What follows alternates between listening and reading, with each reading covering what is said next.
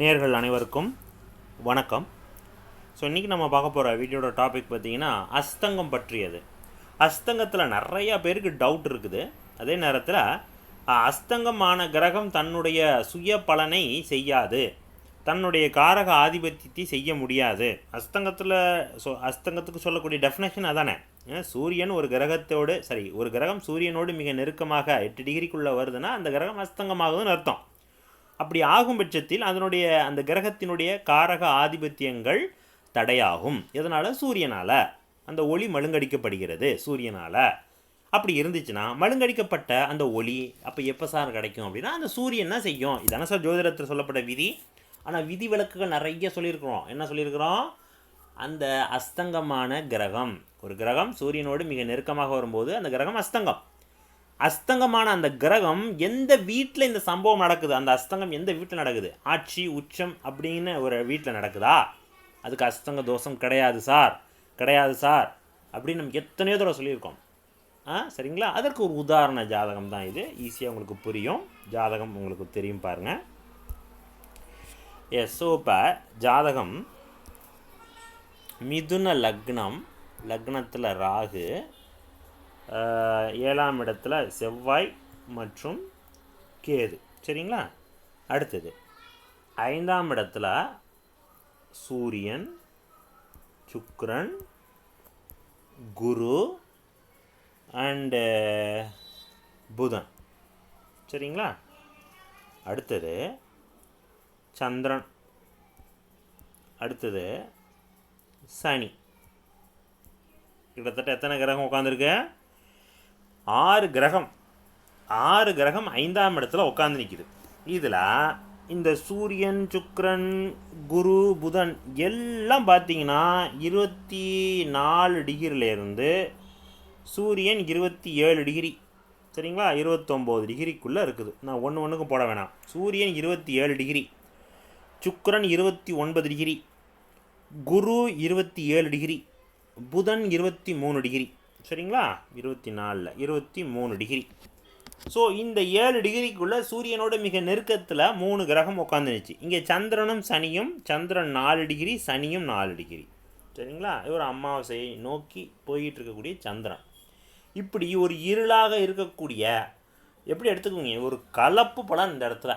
5ஆம் வீடு ஏகப்பட்ட கிரகங்கள்லாம் சேர்ந்து திமிராட்டம் இருக்குது. அந்த இடமே திமிரிக்கிட்டு கிடக்குது. எல்லாம் பலமான கிரகம். சூரியன், சுக்கிரன், குரு, புதன், சனி அங்கே உச்சம். அப்போ பாருங்கள் எப்படி அந்த இடத்துல பலன் நடக்கும். சிம்பிள். ஜாதகத்தில் அந்த வீட்டின் அதிபதி சுக்கிரன் அங்கே ஆட்சி. சுக்கிரன் சூரியனோடு நெருங்கினாலும் அந்த இடத்தில் சுக்கிரனுக்கு பலம் உண்டு. சரி, பலம் உண்டு சொல்கிற, அதனால் எப்படி நம்புறது? சம்பவம் தானே ஒரு மனிதனை நம்ப வைக்குது. நம்ம சொல்கிறோம் அந்த சம்பவம் நடந்துருச்சுன்னா ஆமாம் இல்லை, நீ சொன்ன மாதிரி அந்த இடத்துல நடந்துருச்சு. எப்படி நடக்குது? இந்த கிரக சேர்க்கை அந்த சம்பவத்தை நடத்தும். அப்போ அந்த கிரக சேர்க்கை நடத்துமா அப்படின்னா இந்த இடத்துல நடக்கிறது சனி தசை. நல்லா பாருங்கள். சனி செவ்வாய் சாரம் வாங்கி நிற்கிது. சனி எந்த வீட்டில் உட்காந்து நிற்கிது? அதே 5ஆம் வீட்டில் சந்திரனோடு இணைந்து உச்ச சனி. அப்போ என்ன பண்ணணும்? 5ஆம் வீட்டை அடி தானே வாங்க வைக்கணும். 5ஆம் வீடு இருள் தானே ஆகணும். நல்லா பாருங்கள். சனி நின்ற வீட்டின் அதிபதி சுக்கிரன் அங்கே ஆட்சி. ஓகேங்களா? அதோடு குரு சேர்ந்து நிற்கிது, புதன் சேர்ந்து நிற்கிது. சரிங்களா? சூரியன் இங்கே நீச்சபங்கம் ஆகுது. இவ்வளோ வேலையும் சனி செய்யுது சார். 5ஆம் இடத்துல உட்காந்துருக்கிற சனி தசை இவருக்கு சொத்து பத்து கொடுக்குது. சொத்து பத்துங்கிறது என்ன? 4ஆம் பாவகம் புதன். இந்த இடத்துல புதன் சுக்கிரனோடு குருவோடு இணைஞ்சி அப்போ அதை கொடுக்குது. புதன் சொத்து பத்து கொடுக்குது. ஓகேவா? நல்ல சேலரியில் கொடுக்குது. ஒரு வேலையில் ஒரு மிகப்பெரிய உயர்வான சேலரியில் போய் உட்கார வைக்குது சனி உத்தியோகக்காரகனான சனி சுக்கிரனோட வீட்டில் உட்காரும்பொழுது என்ன ஆகுது? மனதிற்கு பிடித்தமான வேலை, நல்ல சேலரி, குருவோடு சேர்ந்துருச்சு. சந்திரன் 2ஆம் பாவக அதிபதியோடு சேர்ந்துருச்சு. அத்தனை கிரகமும் பலமாகுது பை சுக்கிரனால். நடக்கிறது சனி தசை. சரிங்களா? சனி செவ்வாய் சாரம் வாங்கி நிற்கிது. செவ்வாய் சாரம் வாங்கும் பட்சத்தில் 7ஆம் இடம் செவ்வாய் கேது இருக்கும்போது நல்ல மனைவி. இந்த இடத்துல மனைவியால் பிரச்சனை, மனைவியின் வழியும் லாபம் உண்டு உங்களுக்கு. 7ஆம் இடத்தில் செவ்வாய் கேது ஜாதகத்தில் தோஷம் கிடையாது. நல்லா சொல்லுவோம்ல, உபயலக்கணத்திற்கு 7ஆம் பாவகம் பாவகிரகம் சம்பந்தம் இருக்கணும். அப்படி இருந்தால் நன்மை. இந்த ஜாதகத்திற்கு 7ஆம் இடத்தில் செவ்வாய், 7ஆம் இடத்தில் கேது, 7ஆம் இடத்திற்கு சனிப்பார்வை. இப்படி இருக்கும்போது 7ஆம் இடம் ஆதிபத்தியம் அடி வாங்குது. ஆதிபத்தியம் என்ன? பாதக ஆதிபத்தியம். பாதகாதிபதி குரு.